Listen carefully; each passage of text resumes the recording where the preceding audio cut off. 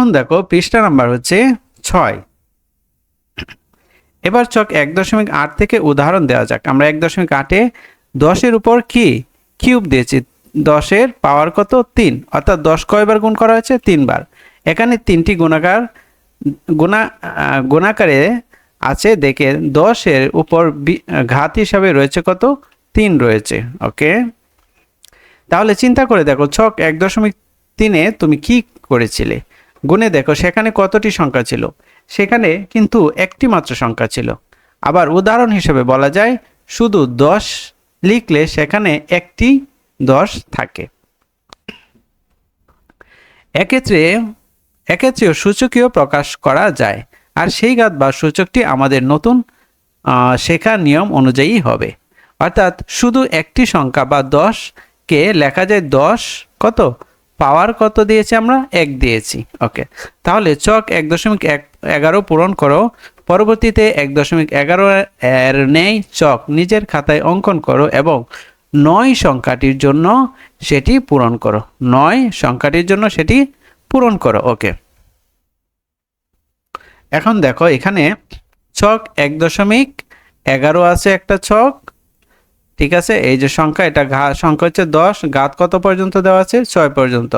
গুণাকারে লিখতে বলা আছে, সূচকীয় পদ্ধতিতে লিখব এবং গুণফল লিখব। ওকে, আমরা ছক 1.11 এবং ছক 1.12 দেখো, এই যে এটা হচ্ছে গুণাকার পদ্ধতি, এখানে সূচকীয় আকার লিখব, ভিত্তি লিখব, ঘাত লিখব। ওকে, তাহলে পৃষ্ঠা নম্বর 6 আমরা এখন পূরণ করে নিই। 10 ছক 1.11 আছে, এখানে আমি একটা ঘাত যেহেতু সেজন্য 10 একবার লিখেছি, 2টা ঘাত 10 2বার গুণ করেছি, 3টা ঘাত 10 3বার করেছি, এবং যেহেতু ঘাত 4টা সেজন্য ঘাত কয়বার লিখেছি 4 বার। তাহলে তোমরা এই কাজটা লেখো, ঘাত যেহেতু 5, তাই আমি এবার কয়বার 10 গুণ করব 5 বার গুণ করব, আর এবার লিখবো কিভাবে 10 10 টু দি পাওয়ার 5। এখানে কত দেখো তোমার 10 হচ্ছে কয়টা 6টা, তাহলে এখানে তোমার কত লিখতে হবে 10 উপরে পাওয়ার কত দিতে হবে 6 দিতে হবে। ওকে, আশা করি তোমরা সূচক সম্পর্কে এতক্ষণে ভালো ধারণা পেয়েছো। এখন হচ্ছে যে গুণাকারে লেখো, এখানে 7 কয়টা 7 আছে দেখো, 7 আছে কয়টা 1 2 3 4 5 6 7 8 9 10 11 12 13 14। তো সূচকীয় আকার কত হবে, এখানে আমাকে প্রথমে কত লিখতে হবে 7 লিখতে হবে। তো সূচকীয় আকার 7-এর উপর কয়বার গুণ করেছি 14 বার গুণ করেছি, তাহলে আমি এখানে কত লিখব 14 লিখব, 7-এর উপরে পাওয়ার কত দিব 14 দিব। ওকে, তাহলে এখানে ভিত্তি কত, ভিত্তি হচ্ছে যেই সংখ্যাটিকে আমরা একাধিকবার গুণ করেছি, অর্থাৎ 7 হচ্ছে কি আমাদের এখানে ভিত্তিতে আমি 7 লিখলাম। তাহলে ঘাত বা পাওয়ার হলো কতবার, যতবার ততবার হলো কি আমাদের ঘাত। তাহলে কতবার গুণ করেছি আমরা 14 বার গুণ করেছি, তাই আমি এখানে 14 লিখেছি। ঠিক একইভাবে এখানে হচ্ছে 14, এখানে কত 14, তাহলে সূচকীয় আকার কি হবে, যেটা বেজ সেটা নিচে থাকে, অর্থাৎ আগে লিখতে হবে। তাহলে আমি আগে 14-কে নিচে লিখব। এখানে কয়বার গুণ করেছি দেখো 2 বার 3 বার 4 বার 5 বার গুণ করেছি, 14-কে 5 বার গুণ করেছি। তাহলে আমি এখানে 14-এর উপর পাওয়ার কত হবে 5 হবে। তাহলে বলো তো এখানে ভিত্তি কত, ভিত্তি সবসময় কি নিচে থাকে, তাহলে এই 14টা হলো কি আমার ভিত্তি। তাহলে এখানে আমি ভিত্তি হিসাবে লিখব কত 14 লিখব। তাহলে পাওয়ার কত ছিল 5, তাহলে আমি এখানে কি লিখব 5 লিখব। ওকে, এখন 2 দেখো, 2 হচ্ছে 1 বার 2 বার 3 বার 4 বার 5 বার 6 7 8 9 10, অর্থাৎ আমার বেস কত, মূল হচ্ছে কত 2, কয়বার গুণ করেছি 10 বার গুণ করেছি, 10টা হচ্ছে কি আমার কি ঘাত। ওকে, তাহলে ভিত্তি হচ্ছে আমার এখানে 2 আর ঘাত বা পাওয়ার হচ্ছে 10। ওকে, ঠিক একইভাবে 11 লিখেছি 1 বার 2 বার 3 বার 4 বার 5 6 7 8 বার, কতবার লিখেছি 8 বার। মূল কত হচ্ছে, ভিত্তি কত হচ্ছে আমার 11, এটাকে কতবার লিখেছি 8 বার লিখেছি, 8 তাই উপরে লিখব।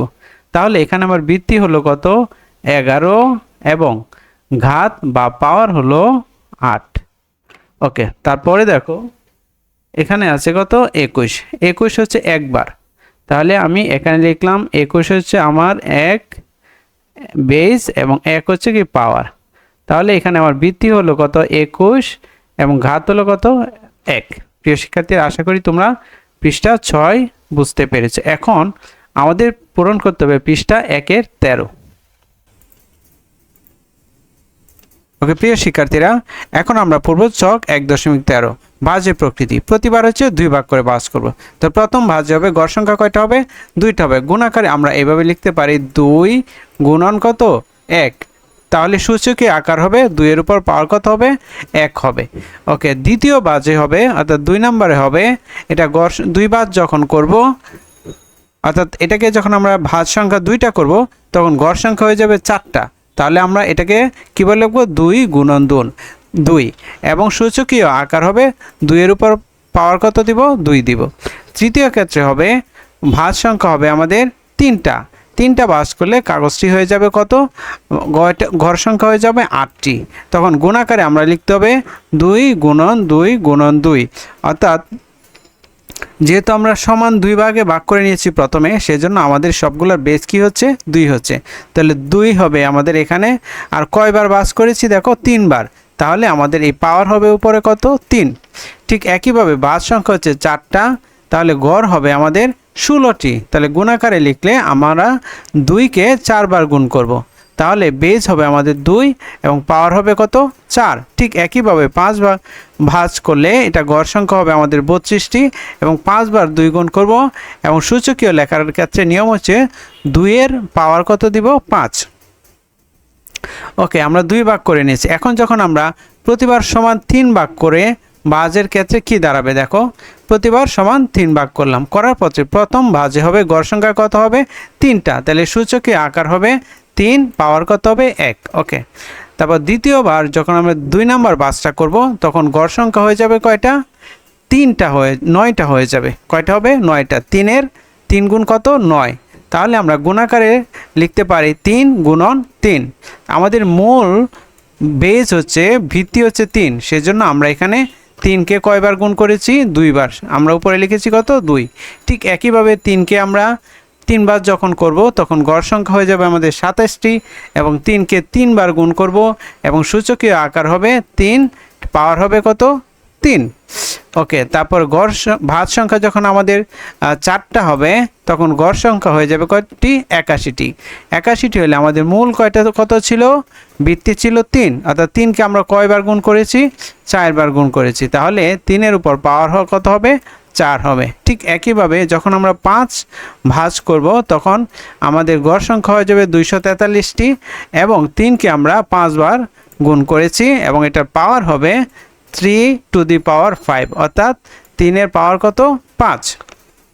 আমরা তাহলে 1.3 এই চকটা পূরণ করেছি। এখন একটি বিষয় চিন্তা করো, তুমি যখন কোনো ভাঁজ করনি তখনও কিন্তু চারপাশে দাগ টানা পুরো কাগজটিকে একটি গড় হিসাবে চিন্তা করা যায়। এই যে আমি এখান থেকে দাগ টেনে এখানে নিয়েছি, এখানে নিয়েছি, এখানে নিয়েছি, উপরে লাগিয়েছি, এটাও কি একটা ঘর।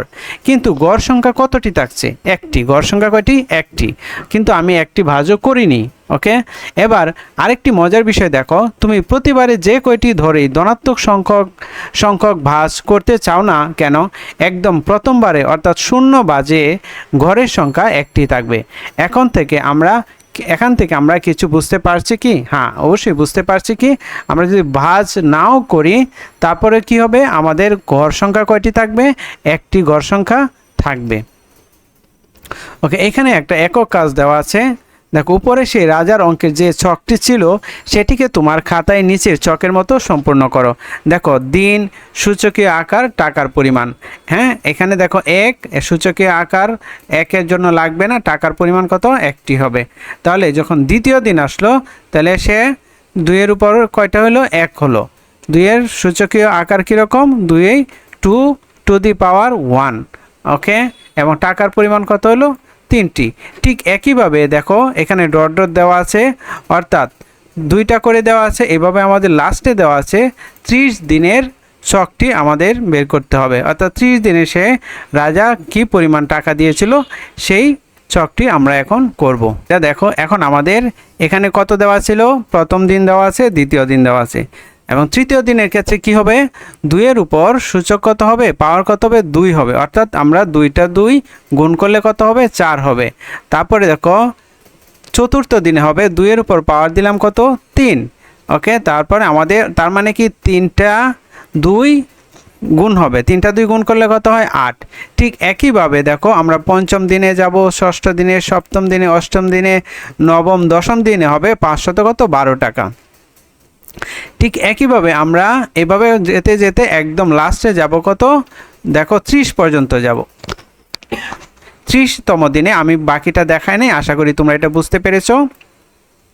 30তম দিনে কত হবে, দেখো 30তম দিন হবে 2-এর উপর পাওয়ার কত হবে, 29 হবে। ওকে, 29 হলে আমাদের গুণফল হবে এত। তোমরা এই পুরো সংখ্যাটা কি করবে, দেখে নিবে। ওকে, আশা করি তোমরা বুঝতে পেরেছো। এবং দেখো পরবর্তী সংখ্যাটা পাওয়ার জন্য, অর্থাৎ এই সংখ্যা থেকে এই সংখ্যা পাওয়ার জন্য এই সংখ্যাটাকে 2 দিয়ে গুণ করলে আমরা পরবর্তী সংখ্যাটি সহজে পেয়ে যাব। দেখো এটাকে 2 দিয়ে গুণ করেছি, এই সংখ্যাটি পেয়ে গেছি। আবার এখানে একটা উদাহরণ দেখো, ধরো 23তম দিনে হচ্ছে এই সংখ্যাটাকে যখন তুমি 2 দিয়ে গুণ করবে, তখন 23তম দিনকে যখন 2 দিয়ে গুণ করবে, তখন 2 দিয়ে গুণ করলে গুণফলটা হবে কি, 24তম দিনের টাকার পরিমাণ। আবার ঠিক একই রকম 24তম দিনকে যখন তুমি 2 দিয়ে গুণ করবে, তখন এটা হবে 25তম টাকার পরিমাণ। এভাবে তোমরা 30 পর্যন্ত গুণটা করে নিবে। এখন দেখো এখানে আছে 0 ও 1-এর সূচক। তোমাদের বিদ্যালয় কর্তৃপক্ষ ঠিক করেছে তোমাদের শ্রেণীতে মোট 5 দিন ধরে ক্যান্ডি দেওয়া হবে। তবে সেক্ষেত্রে কয়েকটি নিয়ম আছে। প্রথম কে কতটি করে ক্যান্ডি পাবে তা নির্ভর করবে প্রত্যেকের রুল নম্বরের উপর। প্রত্যেক শিক্ষার্থী রুল নম্বরের শেষ অঙ্কের সাপেক্ষে এই ক্যান্ডি প্রদান করা হবে। অর্থাৎ একজনের রুল হলো কত, 22, তাহলে সে কয়টি ক্যান্ডি পাবে, 2টি। আর একজনের রুল হলো 10, তাহলে সে ক্যান্ডি পাবে কয়টি, 0টি, কারণ তার রুলের শেষ ডিজিট হচ্ছে কত, 0। ওকে, সেই অনুযায়ী তাকে কি করবে, ক্যান্ডি দেওয়া হবে। ওকে, পৃষ্ঠা নাম্বার 8-এ দেখো এখন কিভাবে রুলের শেষ অঙ্কের সাহায্য নিয়ে ক্যান্ডি প্রদান করা হবে। ওকে, প্রথম দিন রুলের শেষ অঙ্ক যা একজন শিক্ষার্থী সেই সংখ্যক ক্যান্ডি দেওয়া হবে। আচ্ছা, দ্বিতীয় দিন কি করবে, একজন শিক্ষার্থী প্রাপ্ত ক্যান্ডি সংখ্যা হবে আগের দিনে পাওয়া ক্যান্ডি সংখ্যার সাথে তার রুলের শেষ অঙ্ক গুণ করা হলে যা গুণফল হবে সেই সংখ্যা। অর্থাৎ প্রথম দিন সে কয়টি ক্যান্ডি পেল, 2টি ক্যান্ডি পেল, এবং দ্বিতীয় দিন ক্যান্ডি পাবে কত, তার রুল ধরেছি আমি কত, 22। তাহলে রুলের শেষ ডিজিট হচ্ছে 2, তাহলে প্রথম দিন সে ক্যান্ডি পেল কয়টি, 2টি, এবং দ্বিতীয় দিনের সে রুল পাবে, তার রুলের শেষ অঙ্ক কত ছিল, 2 ছিল, তার মানে 2 দিয়ে আমরা এটাকে গুণ করব, তাহলে সে দ্বিতীয় দিন কত পাবে, 4টি ক্যান্ডি পাবে। ওকে, তৃতীয় দিন গত 2 দিন সে যে কয়টি ক্যান্ডি পেয়েছিল সেটির সাথে তার রুলের শেষ অঙ্কের যে গুণফল, সেই গুণফলের সংখ্যক সে ক্যান্ডি পাবে। ওকে, তাহলে তৃতীয় দিন কি পাবে বলছে, যে দ্বিতীয় দিনে সে ক্যান্ডি পেয়েছিল কয়টি, 4টি। ওকে, তার রুলের শেষ ডিজিট কত, 2, তাহলে সে কয়টি ক্যান্ডি পেল, তৃতীয় দিন পাবে সে 8টি ক্যান্ডি পাবে। আচ্ছা, এই নিয়মে বাকি 2 দিন সকলে ক্যান্ডি পাবে। ওকে, প্রথমেই তোমরা তোমাদের রুল নম্বর চিন্তা করো এবং নিজের রুলের শেষ অঙ্কটি নাও। নিয়ম অনুযায়ী তোমার রুল যদি 1 অঙ্কের হয়, তাহলে সেটি তোমার রুলের শেষ অঙ্ক বা গ্রহণযোগ্য অঙ্ক হবে। অর্থাৎ তোমার রুল হয়ে গেল কত, 9। এখানে যেহেতু 1 অঙ্ক, তাহলে এটাই তোমার রুলের কি, শেষ অঙ্ক। যাদের ধরো আছে 25, তাদের রুলের শেষ অঙ্কের ডিজিট হলো 5। এখন তোমার রুলই হচ্ছে কত, 1 অঙ্কের 9, তাহলে তোমার শেষ অঙ্কও কত হবে, 9 হবে। তাহলে নিচের ছকটি পূরণ করে ফেলো। তো এখানে একটা ছক দেওয়া আছে, এই ছকটি পূরণ করো। আচ্ছা, রুলের শেষ অঙ্ক দিন, এখানে কত দিন আছে, এখানে 5ম দিন পর্যন্ত আছে প্রাপ্ত ক্যান্ডি সংখ্যা। তোমার রুল ধরে নিলাম এখানে কত, তোমার রুল হলো 27, তাহলে রুলের শেষ অঙ্ক কত, 7। প্রথম দিন সে ক্যান্ডি পাবে কয়টি, 7টি পাবে। ওকে, দ্বিতীয় দিন সে ক্যান্ডি পাবে কত, এই যে 7টি পাবে, এবং এটারও 7 গুণ পাবে, কারণ তার রুলের শেষ ডিজিট কত, 7। তাহলে তৃতীয় দিন সে ক্যান্ডি পাবে কত, ওকে, তৃতীয় দিন পাবে হলো এই প্রথম 2 দিন পেয়েছে কয়টি? প্রথম 2 দিন আমরা লিখলাম, তাহলে তৃতীয় দিন পাবে তার রুলে শেষ ডিজিট দিয়ে আবারও গুণ করব, তাহলে 3টা 7 হলো। ঠিক একইভাবে চতুর্থ দিনে পাবে কয়টি? আমরা কয়টা 7 গুণ দিব? চতুর্থ দিনে পাবে, এই হচ্ছে দ্বিতীয় দিন গেল, তৃতীয় দিন গেল, এই হলো তার চতুর্থ দিন। চতুর্থ দিন সে কয়টা পালো? ঠিক একইভাবে 4টা 7 গুণ হবে। তাহলে পঞ্চম দিনে কি হবে? পঞ্চম দিনে পাবে এই গেল আমাদের প্রথম দিনের ক্যান্ডি সংখ্যা, তারপরে দ্বিতীয় দিনেও সে একইভাবে পাবে আরও 7টি, তৃতীয় দিনে আরও 7টি, এভাবে সে পঞ্চম দিনে সে প্রাপ্ত ক্যান্ডি সংখ্যা হবে এতটি। ওকে, এখন দেখো তোমরা একটি বিষয় দেখো তো, তোমাদের শ্রেণীতে যাদের রুলের শেষে 0 অথবা 1 ছিল তারা আসলে 5 দিন শেষে কতটি ক্যান্ডি পেয়েছে, কিংবা তাদের প্রতিদিনের প্রাপ্ত ক্যান্ডি সংখ্যা কত, যাদের সেটা আমাদের বের করতে হবে। ওকে, খেয়াল করলে দেখবে যাদের রুলের শেষ অঙ্ক 0 তারা কোনো দিনই ক্যান্ডি পায়নি। ওকে, আবার যাদের রুলের শেষ অঙ্ক 1 তারা প্রতিদিন একটি করে ক্যান্ডি পেয়েছে, অর্থাৎ তাদের কারোরই প্রতিদিনে প্রাপ্ত ক্যান্ডি সংখ্যায় কোনো পরিবর্তন আসেনি। সুতরাং 0 ও 1-এর উপর সূচক বসলেও তা যথাক্রমে 0 ও 1ই থাকবে। চমৎকার একটি নিয়ম বলেছে, তবে মনে রাখবে 0-এর উপর কিন্তু কখনো সূচক হিসাবে 0 হয় না। কেন হয় না তা ভেবে দেখতে পারো। অর্থাৎ 0 আমরা এখানে 0 লিখলাম, এটার উপর আমরা 0 বসাইতে পারবো না, কারণ এটা কি হবে? 0ই হবে। এটা 0-এর উপর 0 সূচক হয় না, এটা হচ্ছে অসংজ্ঞায়িত। ওকে, এটা আমরা বুঝতে পেরেছি। এখন দেখো প্রথম দিন যাদের রুলের মনে করো 10, যাদের রুল কত? 10, সে প্রথম দিন কয়টি ক্যান্ডি পাবে? 0টি পাবে। দ্বিতীয় দিন কয়টি পাবে? 0টি পাবে। তৃতীয় দিন কয়টি পাবে? 0টি। চতুর্থ দিন 0টি, পঞ্চম দিনও সে 0টি, অর্থাৎ সে কোনো দিন ক্যান্ডি পাবে না। ওকে, যেহেতু তার রুলে শেষ ডিজিট হচ্ছে 0। আবার দেখো যাদের রুল 1, তাহলে প্রথম দিন পাবে 1টি, দ্বিতীয় দিন পাবে আরও 1টি, 1 1 1, তৃতীয় দিনও 1টি পাবে, চতুর্থ দিনে 1টি পাবে, পঞ্চম দিনে 1টি পাবে, 1 1 1 1 1 1 1 1 1, অর্থাৎ তারা প্রতিদিনই 1টি করে ক্যান্ডি পাবে, এবং যাদের রুলের সংখ্যা শেষে 0 আছে তারা ক্যান্ডি পাবে না। তাহলে আজকে এই পর্যন্তই।